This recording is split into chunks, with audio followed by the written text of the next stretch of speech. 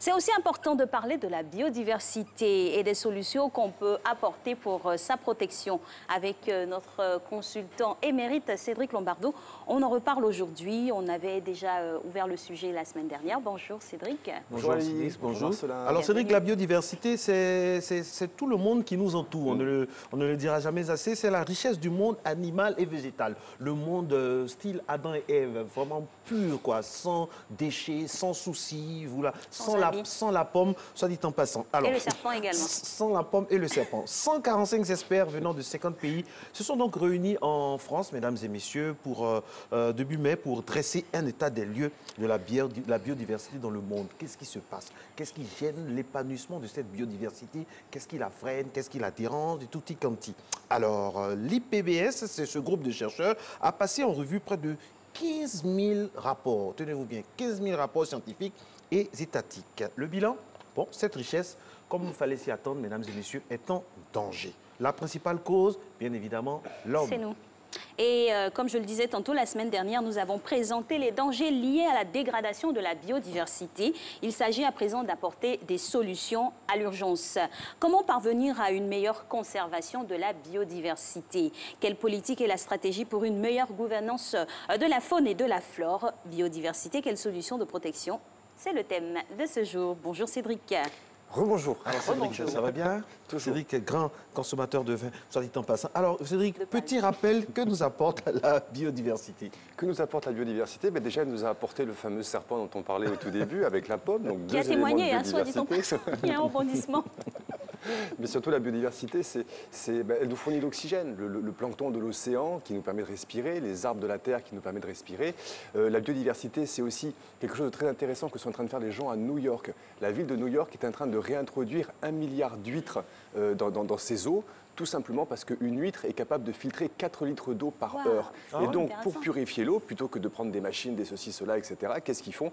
Ils remettent les huîtres, ils réintègrent les huîtres dans leur bassin, entre guillemets, hydraulique, avec pour mission de filtrer l'eau. Et ça, il n'y a personne qui peut le faire. C'est magnifique. Oui, voilà. Contrairement aux déclarations anti-environnementales du président, mais les villes américaines, les États américains sont indépendants. Absolument. On avait vu d'ailleurs qu'en réponse à la position américaine, vous avez beaucoup d'États fédérés aux États-Unis qui, eux, continuent à s'engager dans l'accord de Paris. C'est une belle démocratie, bien construite. Et c'est très important parce qu'on ne prendra pas trop tard conscience de ces enjeux. Écoutez, moi je vous dirais, surtout en Côte d'Ivoire, on a pris extrêmement tôt conscience de ces enjeux. J'ai essayé de faire un petit peu des recherches. Je ne vais pas vous sortir le discours de 1948 de Félix Houphouët-Boigny, mais par contre, on a une petite illustration que vous allez retrouver si vous allez vous promener, apprécier la biodiversité de Côte d'Ivoire à la forêt du Banco. Et vous allez voir une petite illustration qui apparaît à l'écran, qui est une citation de Félix Houphouët-Boigny. La Côte d'Ivoire est trop belle, trop harmonieuse et sereine pour que la responsabilité soit prise de détruire aveuglement ses beautés naturelles et ses richesses les plus authentiques. L'homme est allé sur la Lune, mais il ne sait pas encore fabriquer un flamboyant ou un chant d'oiseau.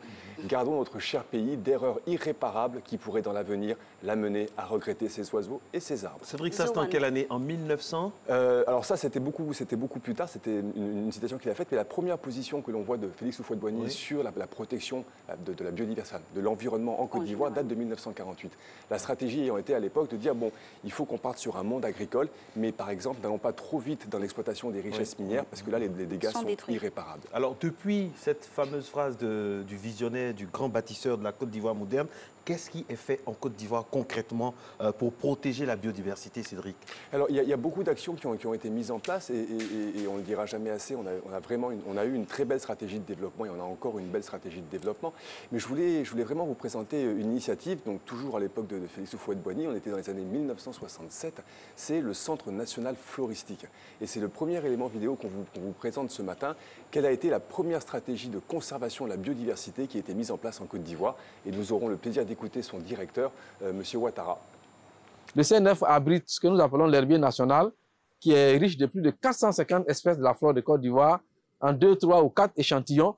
Et nous avons donc un herbier de plus de 25 000 échantillons.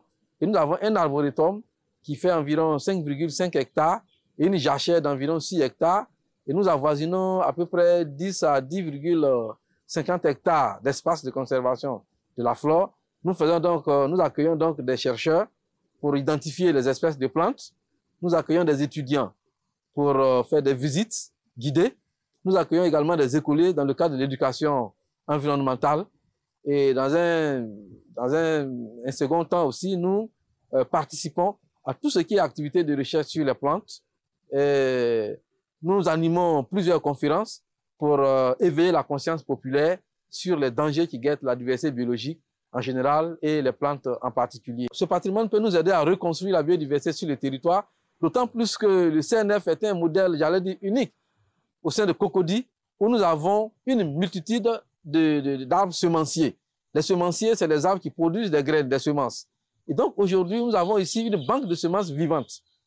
Nous pouvons collecter à n'importe quel moment de l'année. Nous avons des graines viables ici que nous pouvons collecter. Et nous avons mis en place un programme de production de plants. Donc, en permanence, nous collectons des graines sous les arbres et nous les traitons et nous faisons des pépinières. Nous avons ici une pépinière de plus de 10 000 espèces.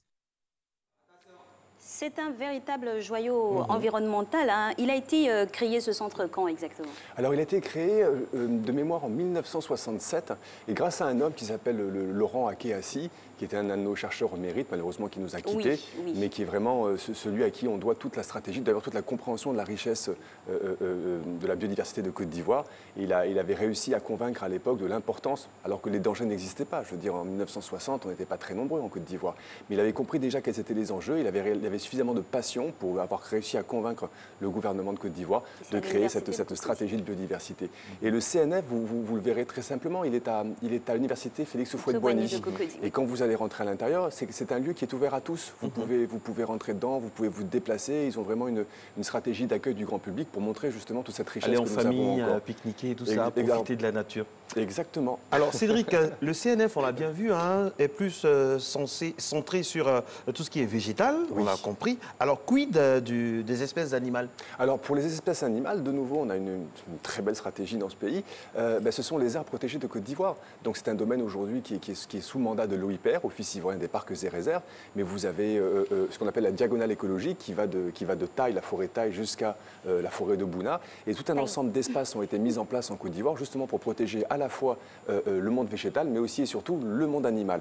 Il n'y a que deux endroits où on a une petite faiblesse en Côte d'Ivoire. Le premier, c'est le parc de la Maraoué, qui a subi quelques dégâts, entre guillemets. Du fait des conflits, du fait des conflits, mais il faut le dire. Par exemple aussi, dans ce parc, on trouve une école. Et on parlera de gouvernance tout à l'heure, mais il n'est pas tout à fait logique que dans une aire protégée, une aire qui est juridiquement consacrée à la protection et à la conservation, un territoire qui est délimité pour protéger la richesse de Côte d'Ivoire, on mette une école à l'intérieur. Mais ça, c'est aussi... Comment est-ce possible? Comment on est arrivé là? C'est le fait. Vous avez aussi dans des forêts classées, parfois vous retrouvez des écoles.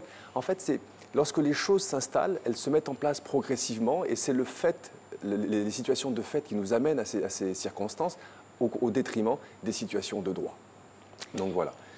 Parlons de l'État, qui est donc indispensable dans cette démarche. Est-ce que nous avons des enjeux de gouvernance en matière de biodiversité? Alors, nous avons des enjeux de gouvernance en matière de biodiversité et on regardait justement avec le professeur Inza Koné. Pendant la campagne électorale, on n'entend rien sur la biodiversité, sur l'environnement. Dans nos pays africains, principalement en Côte d'Ivoire. J'ai fouillé dans tous les programmes de tous les candidats au présidentiel depuis 2000. Hein. Je n'ai pas vu de choses majeures concernant l'environnement. Il n'y a malheureusement pas eu de très grandes mentions. Ça, c'est une vérité. Mais si vous regardez aujourd'hui ce qui vient de se passer lors des élections de l'Union européenne, tout le monde se rend compte qu'il y a une grande poussée du vote écologique, du vote bio, entre guillemets. Mais ça, c'est aussi en France, 13% pour le parti exactement. des Verts. Et en Allemagne, la poussée très importante. Et ça, j'ai envie de dire, c'est grâce aux jeunes. C'est grâce aux jeunes parce qu'ils arrivent justement dans l'âge de droit de vote. Ils sont beaucoup plus nombreux, entre guillemets, que nous, les vieux. Ça y est, c'est fait, hein, malheureusement. Et ils ont conscience de ces enjeux parce que pendant très longtemps, on disait il faut penser aux générations futures, il faut penser aux générations futures. Mais elles sont là, elles sont sur le terrain et elles ont bien compris que leur avenir est compromis. Et donc, c'est eux qui nous aident justement à avoir cet élan de conscience impératif. Donc, je reviens sur la thématique de la gouvernance. Grâce avec Inza Koné, quand on vous disait que dans ce pays, on a des merveilleux chercheurs la semaine dernière sur nos thématiques, eh bien, on a essayé de regarder à peu près quels étaient des bons exemples et des exemples un tout petit peu plus difficiles. Et donc, c'est le deuxième élément vidéo de ce matin, biodiversité, quelle gouvernance?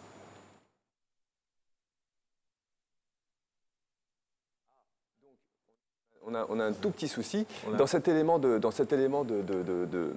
d'INSA, entre guillemets, donc il est le directeur général du Centre suisse de recherche scientifique, il prenait deux exemples. Alors, un exemple qui a le mérite d'exister, qui est un petit peu le comité de gestion locale que nous avons au niveau de nos aires protégées de Côte d'Ivoire. Il disait, on a une stratégie qui a été mise en place qui permet d'associer tout le monde. Donc, l'OIPR met en place ses stratégies de consultation au niveau local et on a beaucoup d'acteurs qui sont présents. On va retrouver naturellement la préfecture, puisque la préfecture représente l'État, l'administration centrale sur le territoire. Et c'est une stratégie en fait, qui permet à tout le monde de participer à cette démarche. Mais malheureusement, ce que faisait remarquer INSA, c'est que lorsqu'on veut faire remonter l'information, puisque le mandant de cette stratégie, c'est le préfet, on a finalement le ministère de l'Intérieur qui devient le responsable de la démarche. Mais si le ministère de l'Intérieur se déclare, lui, incompétent sur une thématique forestière ou sur une thématique environnementale, c'est là où on se rend compte que les plateformes que l'on met en œuvre n'arrivent pas à diffuser l'information. Et donc, c'est une difficulté que l'on a parce qu'il faut que chaque État... La biodiversité, c'est une stratégie transversale. Ce n'est pas simplement le ministère de ceci, le ministère de cela, c'est toute une stratégie gouvernementale. Et donc, il appelait de ses voeux à une plus grande fluidité de la part de nos gouvernants. Cédric, même si on n'a pas pu voir l'élément, quand on préparait l'émission là-dessus, on a vu qu'il y avait quelques soucis. Alors, qu'est-ce qui rend si difficile cette gouvernance pour l'État? La difficulté, elle est là, c'est que... Excusez-moi. La difficulté, c'est que chacun, en fait, a un domaine de compétences qui est très précis. On reprenait l'exemple tout à l'heure, le ministère de l'Intérieur n'a pas de vocation environnementale ou en termes de biodiversité. Est-ce que c'est normal? Est-ce que c'est normal que le ministère de l'Intérieur n'ait pas cette vocation? Est-ce que c'est normal? C'est un département ministériel. Donc chaque département ministériel a ses fonctions, ses missions, etc. La mission environnementale appartient soit au département ministériel de l'eau, au département ministériel des forêts ou au département ministériel de l'environnement. Et donc ce qu'il faut ici, c'est arriver justement à créer des plateformes qui arrivent à bien faire passer l'information les unes avec les autres. Et on a de bons exemples en Côte d'Ivoire, comme ce qu'on appelle le CEP RED+, qui fonctionne bien. Donc c'est que tout le monde soit bien conscient et voir comment bien faire marcher les choses. Alors, qu'est-ce qui existe en termes de modèles traditionnels de convention ou de conservation de la biodiversité? Alors, vous savez, on a de belles stratégies qui existent et quelque chose qui nous a toujours émerveillés, c'est ce qu'on appelle les forêts classées de Côte d'Ivoire. Ah oui. Excusez-moi, les forêts, je vous ai dit une bêtise. Les forêts sacrées. Vous savez bien que chaque village a sa petite forêt sacrée. Et donc, pas crassée, sacrée. Allez, merci. Dites après nous, sacré. Sacré. Pour les initiations. Sacré Marcelin. Et donc, on a toujours eu cette stratégie, quand on regarde dans le patrimoine traditionnel de la Côte d'Ivoire et de l'Afrique, on a toujours eu cette stratégie justement de protéger la biodiversité. Et c'est là justement, par exemple, le rôle des forêts sacrées. Alors, on va passer à l'autre vidéo qui parle de la biodiversité. Quel rôle pour le monde rural? Exactement. Si tout est bon, si c'est OK. Non, bon. tout n'est pas de trace. Parce que ce qui était justement... on a un petit souci. C'est l'ascension. Un petit souci avec cette machine. Vous savez, on est les premiers à commencer tôt le matin. Donc les machines ne suivent pas, parce qu'on est très... Voilà. À cette heure-ci, ça fatigue une machine. Quand c'est comme ça commence toujours par matin bonheur. Et c'est nous qui en effraie.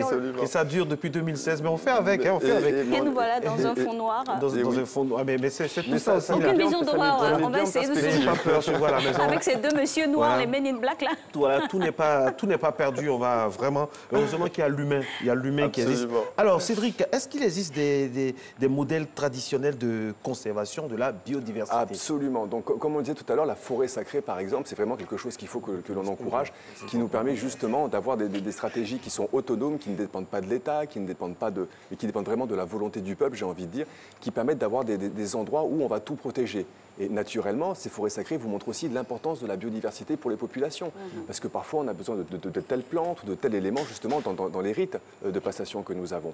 Mais ce qui est aussi très intéressant, c'est de regarder lorsque la recherche scientifique s'allie avec la tradition pour essayer d'identifier comment arriver à modifier certains itinéraires agricoles et arriver à intégrer justement ce qu'on appelle de l'agroforesterie ou de nouvelles plantes qui permettront justement au monde rural d'avoir un véritable rôle dans la protection de la biodiversité.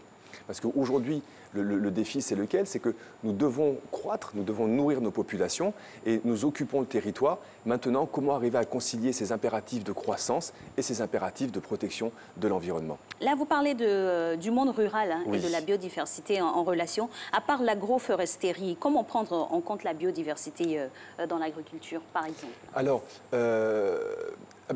On l'a déjà dit 1000 fois sur ce plateau. Vous avez des animaux, par exemple, qui sont extrêmement nécessaires pour la fertilité des sols. Donc, par exemple, lorsque vous décidez de travailler uniquement sur une agriculture de chimie, où vous allez mettre des engrais chimiques, où vous allez mettre beaucoup de pesticides chimiques, en fait, vous allez tuer la richesse. Le pesticide peut parfois être nécessaire pour défendre la plante contre ces agresseurs. Mais si vous prenez une molécule chimique, parfois, elle va mettre 40 ans, 50 ans avant de disparaître. Donc, le sol est pollué pour une très, très longue période. Oui. Tandis que si on arrive à avoir des stratégies qui sont des stratégies de ce qu'on appelle des biopesticides, par exemple le Nîmes, pareil, vous allez à nouveau en milieu rural, les gens connaissent la force du Nîmes, les gens connaissent la force du papayer dans les itinéraires techniques agricoles. Et c'est ça qu'il faut arriver à expliquer aujourd'hui à nos parents planteurs. Parce que vous avez des plantes qui vont être répulsives, qui vont aller chasser justement l'agresseur de la plantation.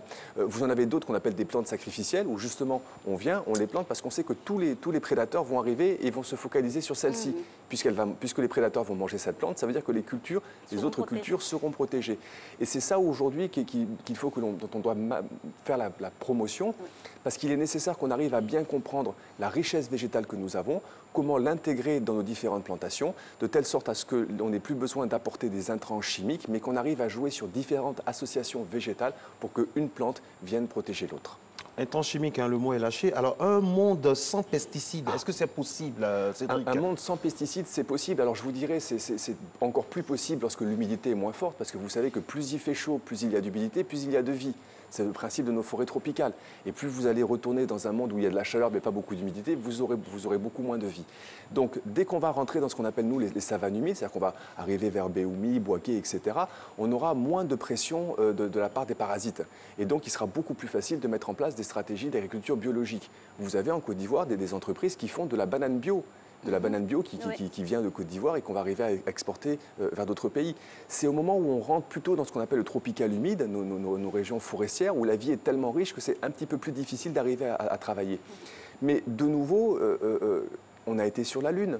Donc, on doit bien être capable d'explorer la richesse du vivant de cette terre et arriver à trouver chacune des petites solutions qui nous permettront d'arriver à faire de belles choses. Je reviens sur la banane. Vous allez en Guadeloupe, vous avez un agriculteur qui lui a découvert un champignon, et ce petit champignon, il le fait pousser dans ses plantations de bananes parce qu'il va tuer le charançon noir, qui est un des grands prédateurs. Donc, il faut simplement essayer de comprendre qui a réussi à trouver cette petite formule magique grâce à la vie qui nous entoure et essayer de voir justement comment est-ce qu'on peut l'amener dans tel endroit de Côte d'Ivoire pour arriver à concilier de nouveau agriculture et biodiversité. Parlons de notre pays. Nous avons déjà des aires protégées ici. Peut-on faire mieux? On peut toujours faire mieux. On peut toujours faire mieux parce que, comme on le disait en entame, on a un petit peu perdu la Maraoué, on a un petit peu perdu Abou-Kouamékro, même si Abou-Kouamékro est une histoire très précise. Il est impératif aujourd'hui d'aller trouver de nouvelles stratégies pour augmenter les ressources. Alors, il est vrai qu'on a beaucoup travaillé, par exemple, vous savez, sur la protection du monde terrestre. Quand on regarde le monde hydraulique, on va avoir, par exemple, les forêts... excusez-moi, je pense à autre chose. On va avoir les îles éotilées qui vont nous permettre justement de protéger les mangroves. On est dans la lagune Abi, près d'Assigny, etc. Mais il est important aujourd'hui d'arriver à trouver des stratégies qui vont permettre d'augmenter ces zones de protection. Par exemple, nous n'avons pas de zone de protection sur la façade océanique. Or, on sait que le monde de la pêche dans l'océan est un monde qui est en danger. Donc, il faut qu'on arrive à regarder quelles sont les petites stratégies que l'on peut mettre en place. Et il y a quelque chose que j'ai trouvé extrêmement intéressant qui est en train d'être fait aujourd'hui dans quelques ports en France. Ils sont en train de fabriquer des récifs artificiels. Et donc, ils fabriquent des récifs artificiels, ils les plongent justement dans les ports. On pourrait très bien voir ça ici au port autonome d'Abidjan. Et ces récifs artificiels vont permettre aux bébés poissons, les alevins, d'aller se protéger à l'intérieur. Vous avez aussi des bébés langoustes, etc. Et ces récifs artificiels vont permettre justement de redonner de la vie à la lagune. Et quand vous savez qu'une huître, par exemple, est capable de filtrer 4 litres d'eau par heure, que vous réintroduisez des endroits de protection pour d'autres biodiversités, il n'y a rien d'irrémédiable. Il y a simplement des actions à mettre en place pour progressivement revenir un petit peu sur ce que nous avons fait. Et malheureusement, il restera encore ces fichus sachets plastiques au fond de la lagune. Justement, alors on se pose souvent la question, quel est le lien entre gaspillage et biodiversité? Le lien entre gaspillage et biodiversité, c'est lorsque vous avez par exemple un opérateur forestier qui décide d'abattre un arbre et qui malheureusement va exploiter peut-être 20 ou 30% de la ressource. Le reste va être gaspillé. Le gaspillage, c'est simplement Nous vivons dans un monde où nous sommes beaucoup trop nombreux et nous avons de moins en moins de ressources. Et si nous passons notre temps à avoir une stratégie de prédation, que nous prélevons quelque chose dans la nature, mais que seuls 50%, la moitié de ce que nous avons prélevé sera utilisé et que le reste sera jeté, c'est une erreur grave que nous faisons. Aujourd'hui, nous devons impérativement améliorer au maximum l'exploitation des ressources. Et un jour, j'avais un échange avec le colonel Sangaré, le DG de la SODEFOR, qui me disait, mais il me sortait un petit bout de bois qui était tout rond, qui faisait à peu près 3 ou 4 cm d'épaisseur, et il me dit, Cédric, moi, voilà ce que je veux. Je ne veux pas qu'on me dise que quand on prend un arbre, on va exploiter simplement 30, 40, 50% et que le reste, on le jette. Je veux qu'on aille jusqu'au bout, jusqu'au maximum de l'exploitation de cet arbre-là. Et à ce moment-là, la pression que nous avons sur nos forêts sera beaucoup moins importante. Donc, si vous gaspillez, vous perdez de la ressource. Si vous perdez de la ressource, puisque cette ressource nous vient de la Terre, naturellement, nous allons perdre en biodiversité. C'est à peu près ça qui nous embête. C'est clair. Et dans cet état de fait-là, c'est clair que les actions synergiques vont porter plus. Mais au niveau individuel, qu'est-ce qu'on peut faire? Au niveau individuel, qu'est-ce que nous pouvons faire? Alors, il faut regarder aussi quel est le petit territoire que nous avons. Comme on l'a dit, si vous avez la chance d'avoir une maison avec un jardin, vous avez des actions. Si vous avez un petit appartement avec un balcon, vous avez aussi des actions à mettre en place. Mais même si vous n'avez rien, si vous habitez dans un immeuble, vous pouvez très bien monter simplement sur le toit de cet immeuble et essayer de regarder comment créer quelques petites poches de biodiversité. Vous avez des choses qui sont très intéressantes. On vous montre des dessins qui sont des dessins futuristes avec des villes vertes, on voit des forêts sur les toits, on voit ce genre de choses, mais ça existe véritablement. Vous pouvez par exemple avoir des stratégies d'élevage d'abeilles, entre guillemets. Donc c'est un peu plus difficile chez nous parce que les chaleurs sont très très fortes par rapport à ce qu'on peut voir facilement dans les pays qui sont au nord où les températures sont plus clémentes. Mais on peut très bien essayer de comprendre comment arriver à transformer un petit espace qui n'est pas un espace de vie en un espace de biodiversité. Et c'est là où on voit la force des plantes en matière de résistance et en matière de résilience, c'est que dès que vous avez une petite faille dans du goudron, vous allez toujours trouver une petite plante qui va arriver à pousser sur cette faille-là. Et donc c'est à nous maintenant d'arriver à encourager toute cette richesse du vivant, à reprendre un petit peu le pas sur ce que nous faisons à notre belle planète et à notre beau pays. Merci Cédric. Avec un grand plaisir. Merci beaucoup pour ces éclairages. Et puis encore une fois, toutes nos excuses pour ces vidéos qu'on n'a pas pu voir. C'est totalement indépendant, mais vraiment totalement indépendant de votre volonté. J'espère bien.